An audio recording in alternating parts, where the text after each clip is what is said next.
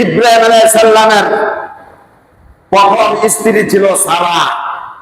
অন্তকে সারা তদানীন্তন সেই জামানায় একজন বিশ্ব সুন্দরী ছিল। সুবহানাল্লাহ। পয়গম্বরের স্ত্রী দেখায় শোনায় অত্যন্ত চমৎকার একজন সুন্দরী মহিলা ছিলেন সারা। যখন নাকি মিশর দিয়া তিনি যাবেন শামের উদ্দেশ্য,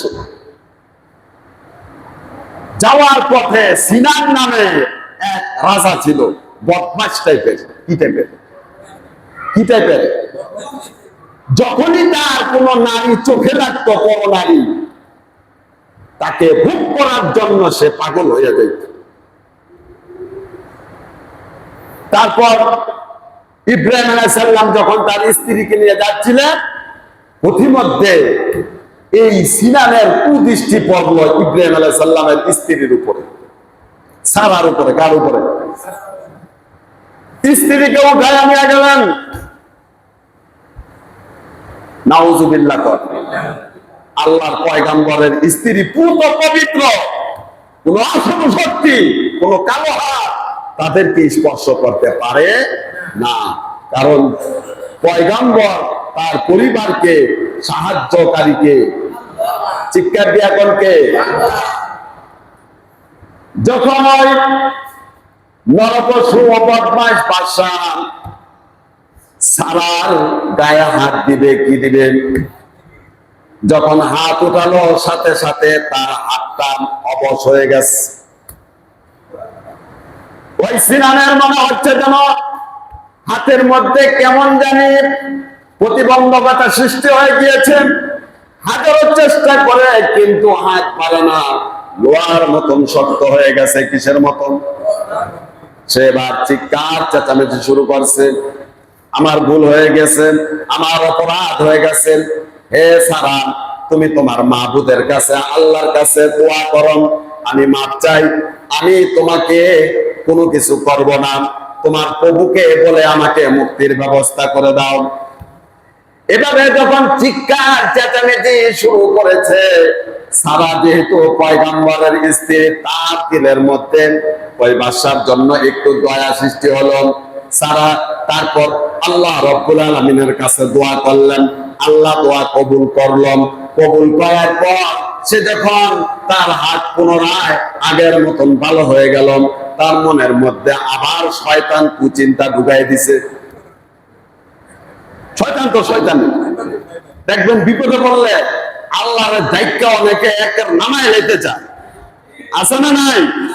আবার বিপদ কেটে গেলে আবার যে সেই, আছে না নাই? চিৎকার দিয়া কর। বিপদের সময় মনে হয় আল্লাহর নামায় লাইব, আর বিপদ কাইটা গেলে তো দূর, এগুলি কোনো ব্যাপার, কথা কয় না। কিছুই করতে পারো না, আছে না নাই? ভাইয়ের আমার, এই সিনানের অবস্থা হয়েছে এমন, বিপদ কেটে গেছে, আবার শয়তানি শুরু করে দিচ্ছে। আবার যখন সে হাত বাড়াতে যাবে, আবার সে একই অবস্থা, আবার চিৎকার চেঁচামেচি, আবার দোয়া চায়, আবার মাপ চায়। মাথা ঠিক নাই, কি ঠিক নাই? মাথা ঠিক নাই। আবার সারা দোয়া করলাম, আবারও হাত আগের মতন পুনরায় ভালো হয়ে গেছে। আবারও মনের মধ্যে শয়তানি ঢুকছে, তৃতীয়বার আবার গেছে, আবারও একই অবস্থা। এবার দেখেছে মরণ ছাড়া আর উপায় নাই। কি ছাড়া? মরণ ছাড়া উপায় নাই। তো বুঝলে মাফ করে দিবি, বুঝছেন? তারপর তৃতীয়বার যখন চেষ্টা করে তিনি পারেন নাই, এবার দিল থেকেই ভালো হয়ে গেছে। ভালো হওয়ার পর বলল যে আমার ভুল হয়ে গিয়েছে, কিন্তু আপনি আমাকে বদদোয়া দিয়েন না। কি দোয়া দিয়েন না? মানুষ তো বোঝে না, আন্তাজে মানুষের পিছনে লেগা থাকে। কথা কয় না? আরে মিয়া লাইগা তো আপনি বরদোয়া নিতেছেন, ওটা বুদ্ধিমান দেখে আবার কইতাছে আপনি কিন্তু আমার বরদোয়া দিয়েন না, আপনার লগে তো আমি অনেক শয়তানি করছি। কিছু মানুষ দেখবেন শয়তানি করে অনুতপ্ত হয় না, আছে না নাই? আছে না নাই?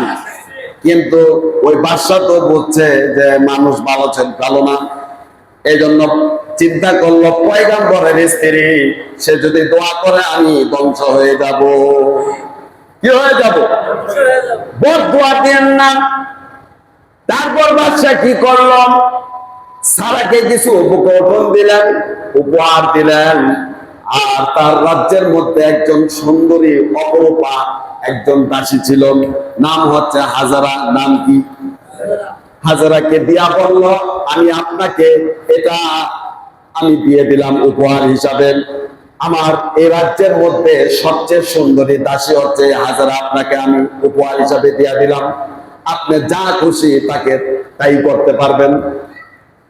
হাজারাকে নিয়ে উপকরণ উপহার নিয়ে সারা মুক্ত হয়ে চলে গেল। ইব্রাহিম আলাইহিস সালাম প্রতিক্রিয়া আল্লাহর উপরে ভরসা রাখছে যে আল্লাহ রাব্বুল আলামিন হচ্ছে আমাদের সাহায্যকারী, আমার স্ত্রীর কোনো ক্ষতি হবে না। পয়গম্বর তো কি আমাদের মতন দুর্বল ইমানদার নাকি? কথা কন। তারপরে সারা চিন্তা করলো আমি তো জন্মগত ভাবেই বনবা, আমার সন্তান হওয়ার কোনো চান্স নাই। কি নাই? সারা এবার সিদ্ধান্ত নিলেন, যেহেতু ইব্রাহিম আলাইহিস সালামকে তিনি খুশি করতে পারলেন না সন্তান দিয়া, স্বামীর খুশির জন্য, বংশের জন্য তিনি মন স্থির করলেন যে হাজেরাকে ইব্রাহিম আলাইহিস সালামের সাথে বিবাহ দিয়া দিব। কি দিয়া দিব? ইব্রাহিম আলাইহিস সালাম রে সারা বলতেছে যে আমাকে যে দাসীটা দিয়েছে হাজেরাকে, আপনি তাকে বিবাহ করুন। কন্যা সুবহানাল্লাহ। তারপর ইব্রাহিম আলাইহিস সালাম বিবাহ করলেন সারার ইচ্ছাতে। কার ইচ্ছাতে? সারার ইচ্ছাতেই ইব্রাহিম আলাইহিস সালাম হাজেরা তাকে বিবাহ করলো। বিবাহ করার পর হাজেরার গর্ভের মধ্যে আল্লাহ সন্তান দিলেন, হযরত ইসমাঈল আলাইহিস সালাম। কাকে? ইব্রাহিম আলাইহিস সালাম দোয়া করেছিলেন রব্বি হাবিলি মিনাস সালিহিন, হে আমার রব, হে আমার প্রতিপালক, আমাকে একজন নেককার সন্তান দান করেন। কি সন্তান দান করেন?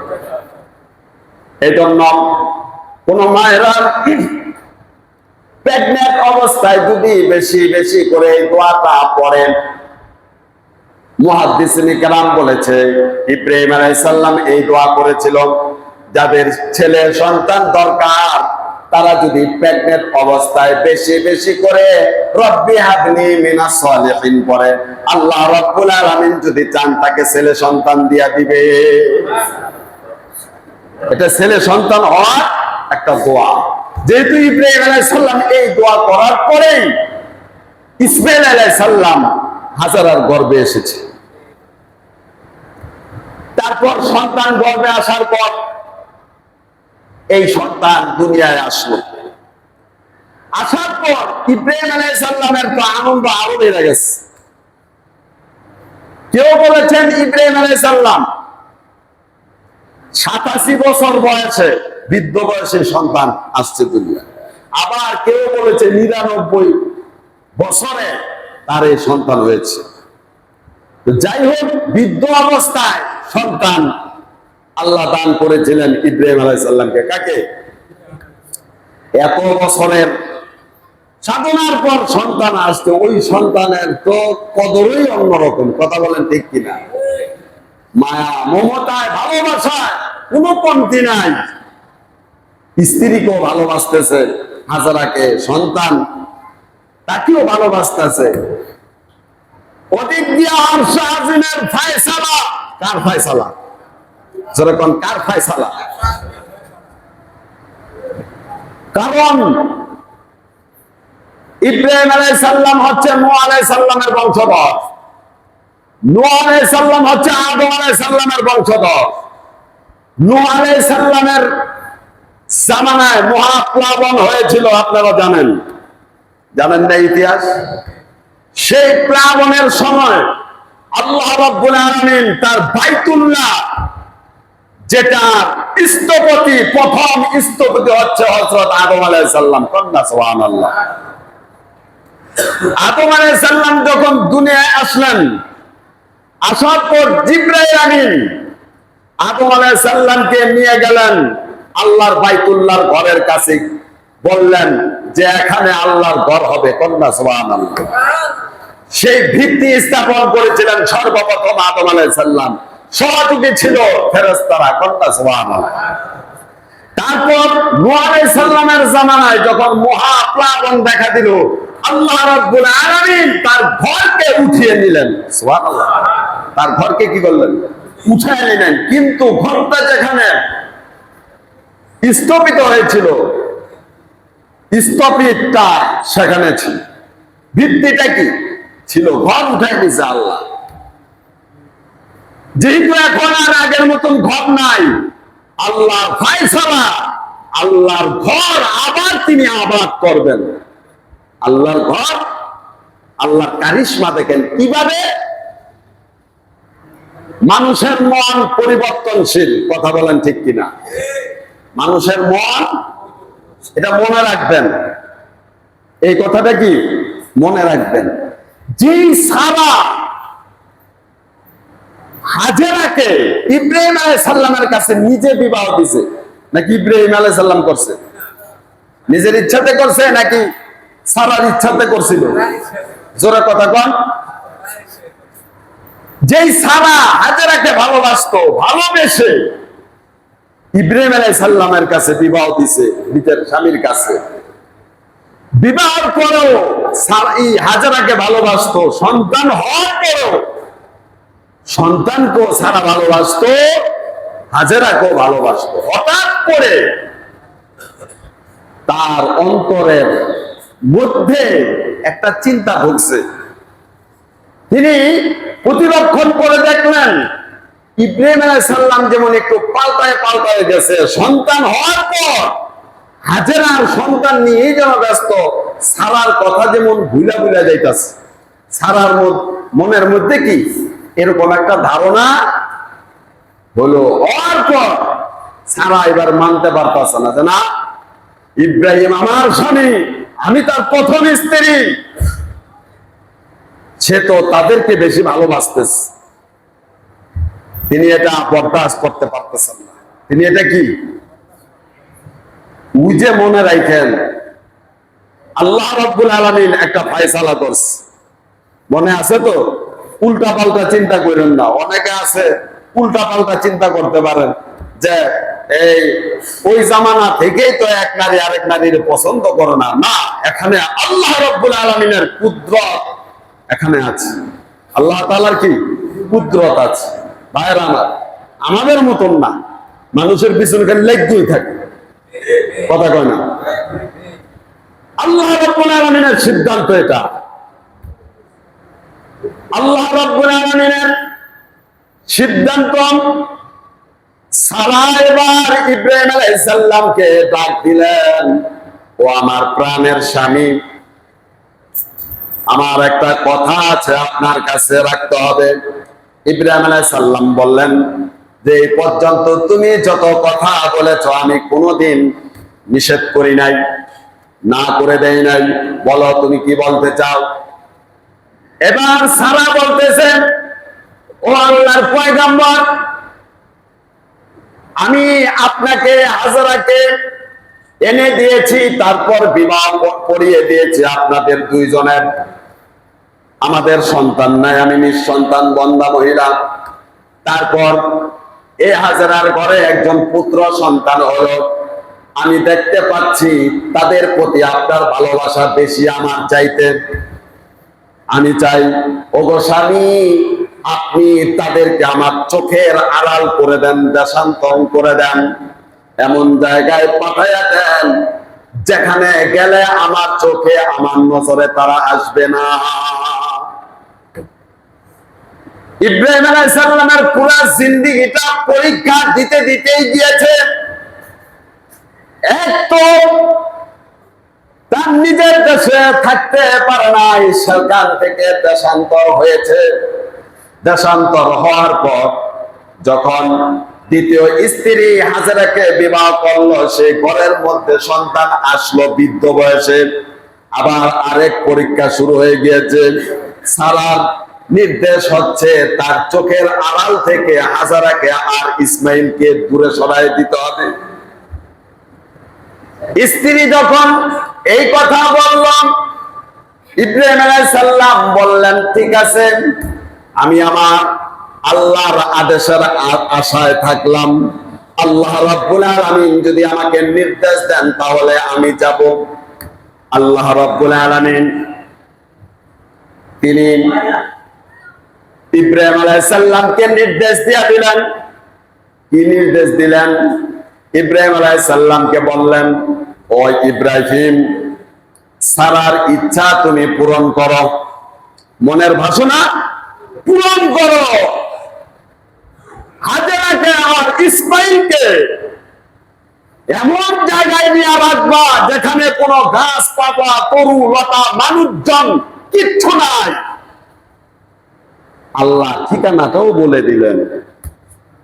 এখানেই হচ্ছে আল্লাহর আসল উদ্দেশ্য। কথা বুঝতে পারছেন? ইব্রাহিম আলাইহিস সালামকে আল্লাহ রাব্বুল আলামিন নির্দেশ দিলেন। এবার তো ইব্রাহিম আলাইহিস সালামের ক্ষমতা নাই এই নির্দেশ অমান্য করা। কথা কয় না?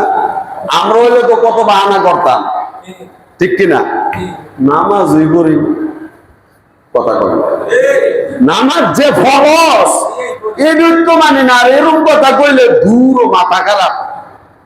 কেউ না নাই, আমিও উনি নাই, ঠিক কিনা? কথা কন। এই কথা যদি এক হইতো, দূর এই কথা ভুলো কেউ কম যেত, ঠিক কিনা?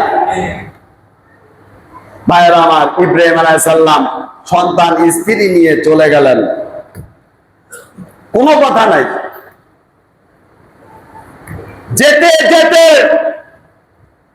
বর্তমান বাইতুল্লাহ, আল্লাহর কাবা, যেখানে এই পর্যন্ত চলে আসলেন। সুবহানাল্লাহ। আসার পর ইব্রাহিম আলাইহিস সালাম এখনো কিছু কয় না। এখনো কি কিছু কয় না। নির্দেশ কার? চিৎকার দিয়া কোন কার? আল্লাহর নির্দেশ। ইব্রাহিম আলাইহিস সালাম হৃদয় বিদারক ঘটনা, বৃদ্ধ বয়সে সন্তান পেয়েও আজকে এই সন্তানকে জনশূন্য মরু উদ্যানে রেখে যাইতে হচ্ছে। নির্দেশ আল্লাহ। ইব্রাহিম আলাইহিস সালাম কিছু খেজুর স্ত্রীকে দিলেন আর এক মশ পানি দিলেন, দিয়া বললেন, তোমরা এখানে থাকো। এই কথা বলে ইব্রাহিম আলাইহিস সালাম রওনা হয়ে গেলেন।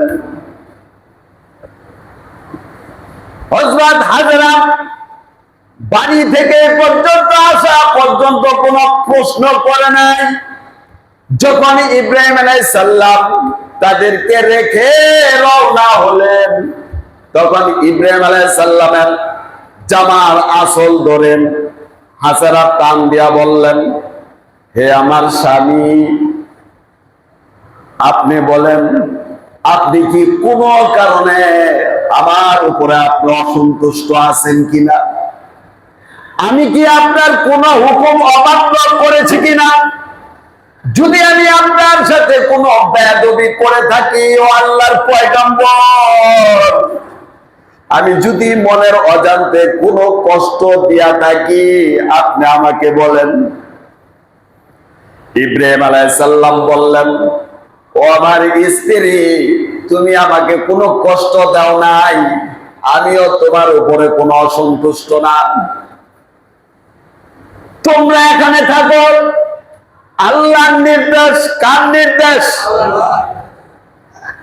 এই কথা যখন ইব্রাহিম আলাইহিস সালাম বলল, হাজেরা আর জামার আসল ঘরে রাখলেন না। ইব্রাহিম আলাইহিস সালামের জামার আসলটা ছেড়ে দিলেন আর বললেন, যদি এটা আল্লাহর নির্দেশ হয় তাহলে আমি আপনাকে আর বাধা দিব না। যেমন পয়গম্বর তার স্ত্রীও তেমন, কথা বলেন ঠিক কিনা? আমাদের স্ত্রীর মতন হুকুম দিলে বেজার হইয়া যায় না, কথা বলেন ঠিক কিনা? একবার দুইবার তিনবারের সময় উল্টা স্বামীরে অ্যাটাক করে, এরকম স্ত্রী আছে না নাই?